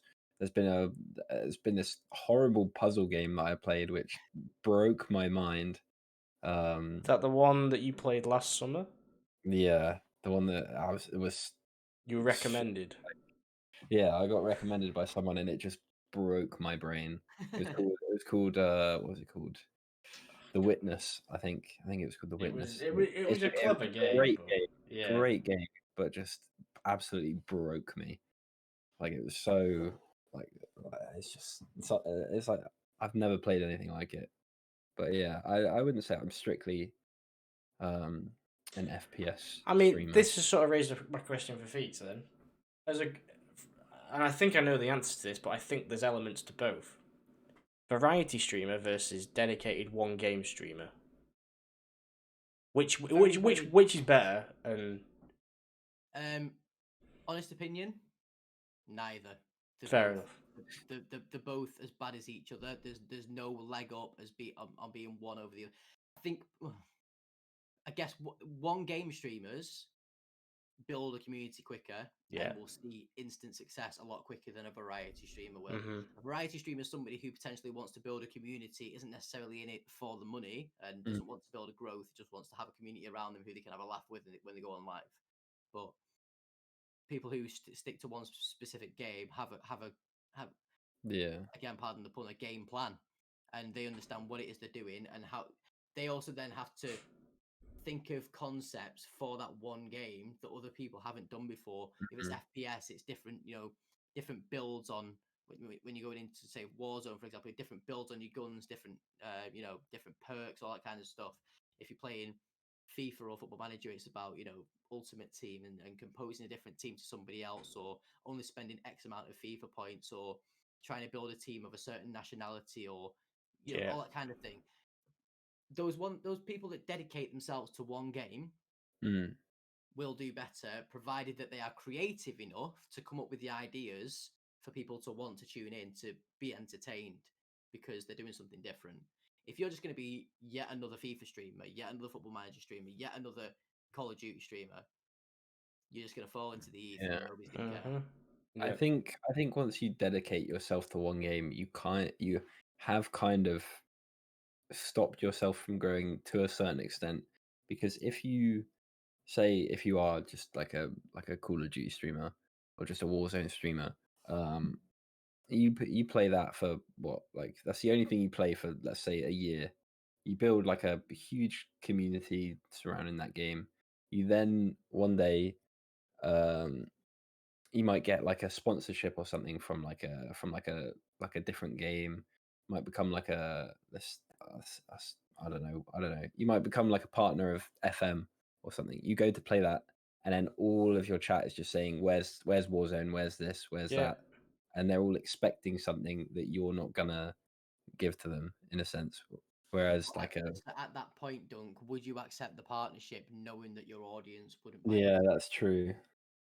Because this is one of the things I've actually done a video on YouTube about this, and it's because I've got the brand marketing experience to understand what's the right fit and that kind of thing. So that has to be your main question: is if you're building an audience, you're building a community, you will know what type of things that they come back for, and you'll know from your view account when you're live and how many viewers you're retaining what type of things that they're interested in.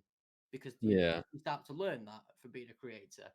If you then go and, if you're offered a clothing brand deal or whatever, and it doesn't fit what your stream's about, it doesn't fit the audience. One, you're not going to make any sales from it, and two, when you're plugging it, you're going to come across disingenuous, and people are going to stop tuning into you because they feel like you're a sellout. Yeah. So yeah, absolutely, you shouldn't be doing that. It's very, very difficult to turn brands down, especially when you're trying to legitimize yourself as a content creator and you want to go full time. And obviously, it's the money aspect as well; it's additional revenue. But you have to stay grounded. You have to stay on course. You Yeah. have to understand your brand message. And if I actually did, sorry to go on about myself and the stuff that I've done recently. No, it's It all sounds good. weird, but a company called Coaching for Geeks, who are basically like a confidence coaching company who help Twitch streamers and content creators and even people outside of that remit, that struggle with confidence issues or building a brand and all that kind of stuff. Yeah. Coach of Geeks approached me a couple of weeks back and asked me to come on to one of their paid, they call it Coaching for Geeks Turbo. It's like their training course, and I was a special guest on Mm. one particular module, and I've built this module myself. It's called Building Your Brand, and within that, I talk about different aspects that you need to consider when you're building your brand to make sure that you've got a solid base to work from, so that when you do start to get recognized by these different brands that want to partner with you, you understand what your message is, and if that message doesn't align with what the other brand is that they're trying to recruit you and trying to get you to sell for them, essentially, you're confident enough to say no because it doesn't match what you believe in, it doesn't match what your brand's about. And it can be a very, very difficult thing to do initially, especially in those early stages when you're still trying to legitimize yourself, like I say, as a content creator, to say no. But by doing that, it actually empowers you more in the long run because you've stood for something. And when you do that and the right brand deal comes along and it fits your audience, you'll do so well from it. Yeah. So because we are getting close to the 2 hour mark. I don't know if we want to start wrapping things up, Jam, or not, but I want to ask the age-old question that pretty much every streamer gets. What are your, let's say, top 3 or top 5 tips to someone starting off streaming?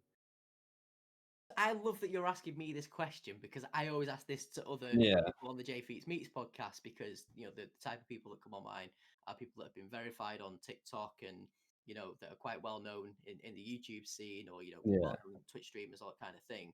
So for you to ask me that question is nice, because I've been wanting to answer this question for a while. So thank you for the question. So let's go with top 3, and I can elaborate on them. Maybe go to top 5 if we need to. But number 1. Stop worrying about your view account. Yeah. When you're live, just turn it off. Turn it off. Stop worrying about it. Then tying in with that, number 2, talk as if you've got 100 people in your stream at all times. Yeah. It sounds daft, and it's really difficult to do as a brand new streamer to get over the hurdle of actually talking all of the time. But whatever's going on in your brain needs to be coming out of your mouth. Yeah. All the time, because people need to understand what it is that you're thinking whilst you're playing a game and what strategies you're putting in place. If you're playing Warzone, why have you gone with that particular build? Even if it's just getting behind cover because somebody's around the corner, saying that out loud, I'm getting behind cover because somebody's around the corner. Yeah. I'm gonna try and flank them or whatever. Doesn't matter what game you play. Football Manager, Football Manager is literally made for commentary. Oh Because yeah.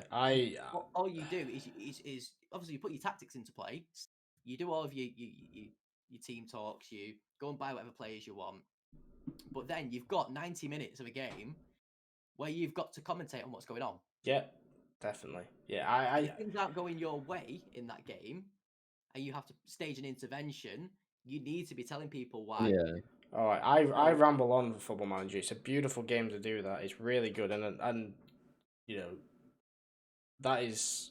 that second tip is something that I've taken on really well, and I feel like I'm doing a lot better Yeah. at. And Football Manager really helps with that. I think that's a game, and to be honest, if I'm looking for new streamers and I go in and they aren't saying anything for a while, it is off-putting. It is off-putting. Do you know why that is? And this is actually my third point. Well, it actually ties into my second point, so I'm not going to make it a third point. I'll make it 2.5 or something. One thing that a very good friend of mine and somebody who I actually had as a guest on the JFeetzz podcast a way back, Exit Left is called. Because we both work in brand marketing. He works for a company who do a lot of Instagram work and put stuff out on social strategy, whereas I work for a big brand. So I kind of already got that gravitas. I don't have to build that presence, I guess. But what he said to me is that when he watches people's streams and if they don't talk, silence is deafening. Yeah. Because you really start to notice the absence of sound. Oh, wow. Yeah. And that is a really, really good thing that you've mentioned there, Jam, is the fact that obviously it ties into what I just said about constantly talking and just whatever's being processed in your head, you're getting out of your mouth because of the fact that silence is deafening. And that doesn't mean that you have to be vocal at all times. If there's a cutscene on, obviously you want to be paying attention to the cutscene, maybe making the odd comment between people's dialogue or whatever, if it's like a story-based game or something like that. But you don't always have to talk all the time. Just be mindful of the fact that you're live, people are there for entertainment, entertainment basis. And if you're not giving them some form of entertainment by engaging with them, they're gone. And they're probably not coming back. Mm-hmm. So that kind of ties into point number 2. So we've said, don't look at your view count and talk like you've got 100 viewers at all times. Number 3, and this is the biggest one for me, and this is why I've left it till last, is one that I struggled with for such a long, long time. I actually had the camera, the microphone, the computer, the games, literally everything set up for me to do YouTube content and Twitch content for 2.5 years before I hit the go live button. So my third point is just do it. It doesn't matter if when you first start creating content, it's dog shit, because that's what you learn from. You learn from experience. And unless you put yourself out there and allow yourself to fail, you'll never learn how not to fail again.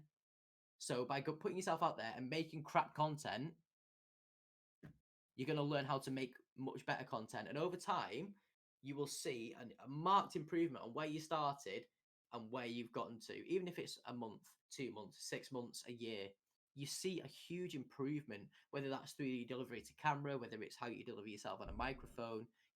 I was never this confident person when I first started streaming. I was quite shy, didn't really say very much, would only really comment on something if it was something relevant to the game that I was playing. I was conscious of the fact that, stuff was happening in the background. I didn't have a gate on my microphone or whatever. So I was very, very anxious. And because of that, I was too scared to put myself out there and start creating content. But what I will say is, by doing that, by creating that shit content, you will start to learn and get better. Just one side note of that is, once you start to get better and you're quite happy with how your content's going, please do me a favor. Do not, under any circumstances, delete that old content, because you want that to serve a purpose, whether it's in 6 months, 12 months, 2 years time, to show where you were and where you are. Yeah. Because even if you put even just 1% of effort in to every single stream in terms of trying to improve it just by 1% or even 0.5%, even if it's just a tiny little thing that somebody might not even notice, but you know that it's there and it's been improved, you'll start to make small incremental changes over the course of time.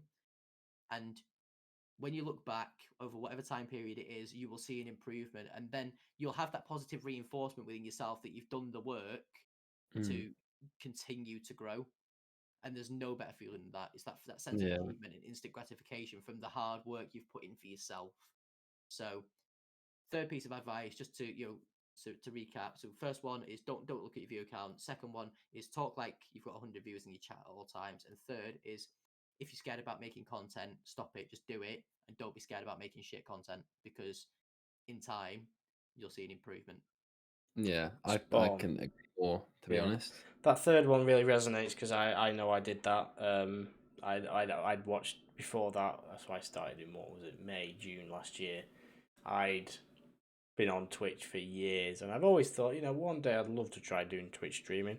And I always wanted to think about trying it, and never got, and just gone, No, there was a bit of anxiety about it. Don't get me wrong. Also, I didn't know what I'd want to play. Didn't think I was very good at whatever I played. Thought there was no point me streaming it, and then literally one day after, I think basically I'd spent a weekend discovering small streamers. I'd never watched small streamers before that. I'd gone on Just Chatting and just found small streaming, and then just something just clicked, and I just went, let's do it, and that was it. Yeah. And this is it. This is exactly it. So just two little mantras. These aren't 2 extra points. So it's not going to be a top 5, but these are 2 little mantras that have helped me to continue on when I felt like I couldn't, or the quality of the stuff I was putting out wasn't where I wanted it to be. Because like we've said, Jam, for as long as you've been around in my streams, it's always been about the quality aspect. And that's why I was so scared about going live in the first place, is because I didn't have that quality. So until I did, and I felt like it was good enough for me to put out there, I wasn't going to go live, which is why it took me 2.5 years. And even then, it wasn't good. But the 2 mantras that I've had in place for as long as I've been creating content, and I always remind myself of them every time I start to feel a little bit doubtful about myself.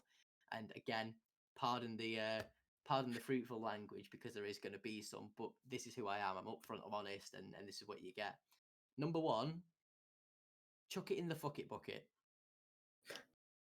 Okay. It doesn't matter how well it does or how badly it does. The fact you've given it a go, the fact you've actually put yourself in a position to go, oh fuck it, I'm just going to do it. That is your number 1 best personality trait ever, because you're giving things a go. You're putting yourself into situations that you're not comfortable, and that is how you grow, by putting yourself into uncomfortable situations and learning on the spot, and thriving from that. So chuck it in the fuck it bucket. And whilst you're at it, and you'll have heard this phrase a million times over, fake it till you make it. Fake it. Just pretend that you are this confident,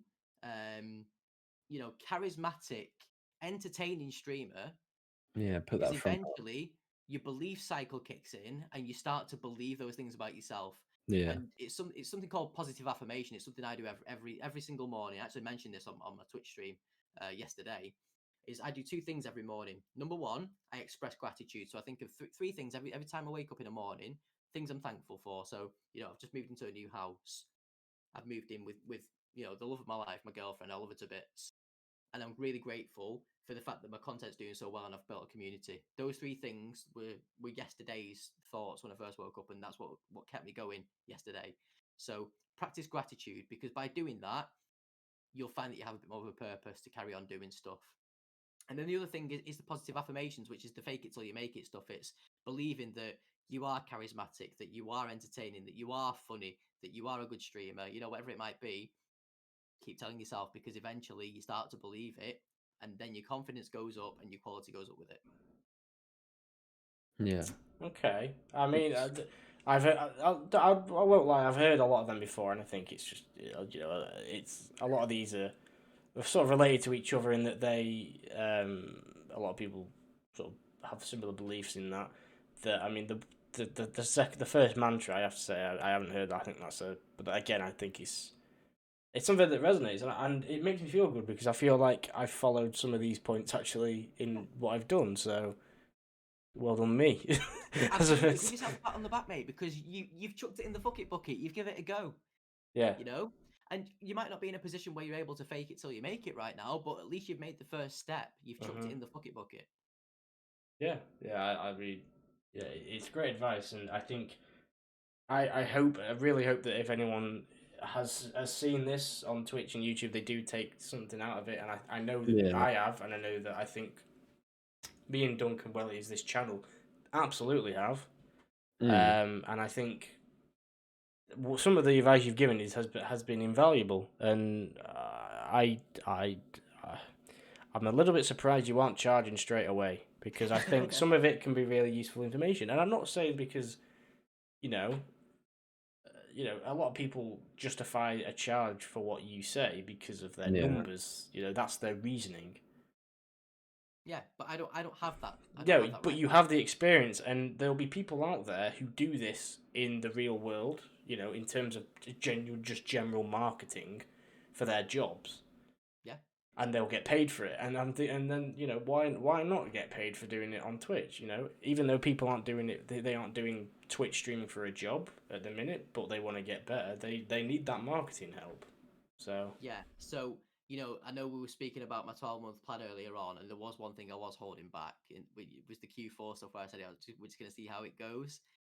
That was a little bit of a lie, because what I am actually going to be doing is I am looking at actually setting up my coaching business. right, yeah, And that's going to be, all of this stuff that we talk about, the advice stuff, the experience, teaching you how to use social strategy, the platforms that you're able to use to help you organize your day, to make sure that you've got more time to actually create new content instead of having to worry about social media, all that sort of stuff. It's all going to be thrown in there. So I'm hoping I'm actually aiming for by the end of Q1 next year. So probably about the 1st of April. That's when I'm hoping to have fully fledged coaching business that is built around content creation. It's built around confidence, positive affirmations, all that stuff.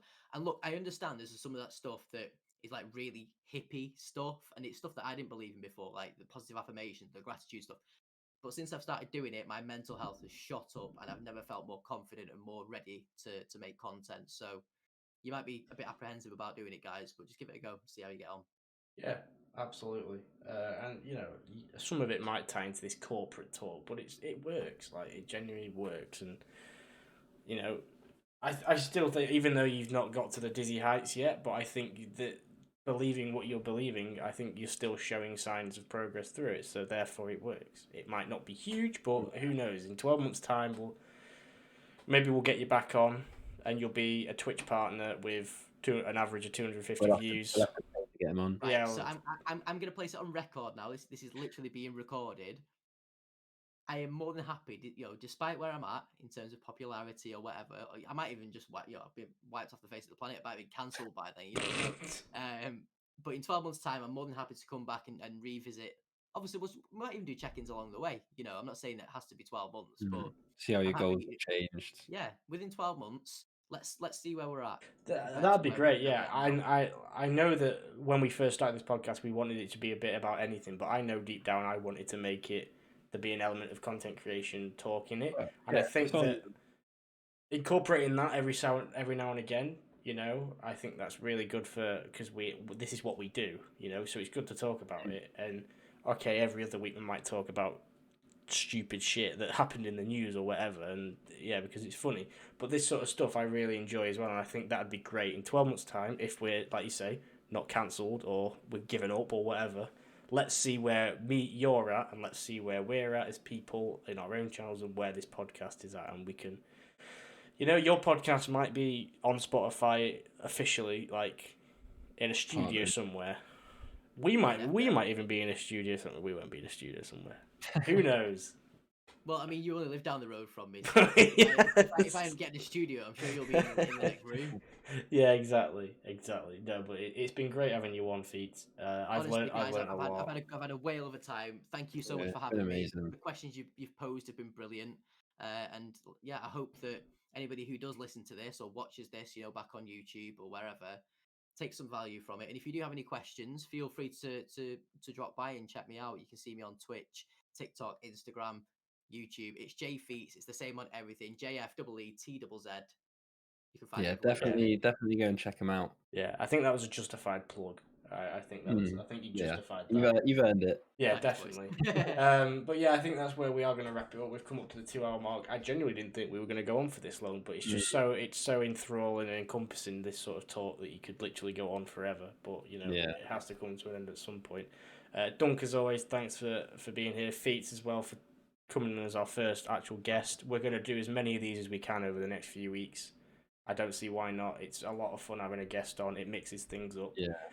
Maybe we'll have one next week. Maybe we won't. And I think Welly will be back next week. So I presume it will be the three of us, unless we get a guest on, or one of us can't make it, or whatever. Maybe 4 people. Who knows? Yeah, or we could have 3 people, 3 of us and a guest. We'll see. But thank you to those of you in the Twitch chat who've come along, and who've come along from FeetzZ's channel as well. It's been, hopefully you've enjoyed it, and you might want to stick around for a few more.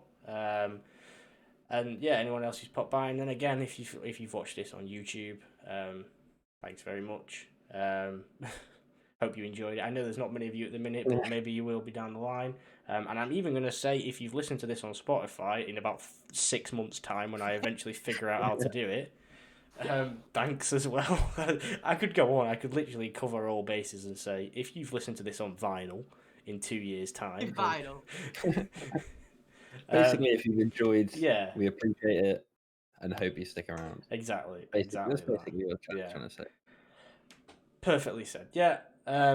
You'll get better at these wrap-ups as we go along. Honestly, we go on for nearly extra 10 minutes trying to wrap it up. He's the worst at it. I just try and end it. My wrap up for streams. Mine are really bad as well. Yeah, you just can't stop. Anyway, yeah. On that bombshell, boys. Exactly. Thank you everyone for watching. Twitch, YouTube, do all the usual stuff. Hope you have a great day. Hopefully see you next week for another episode. Until then, it's bye from me, JFeetzz and Dunc.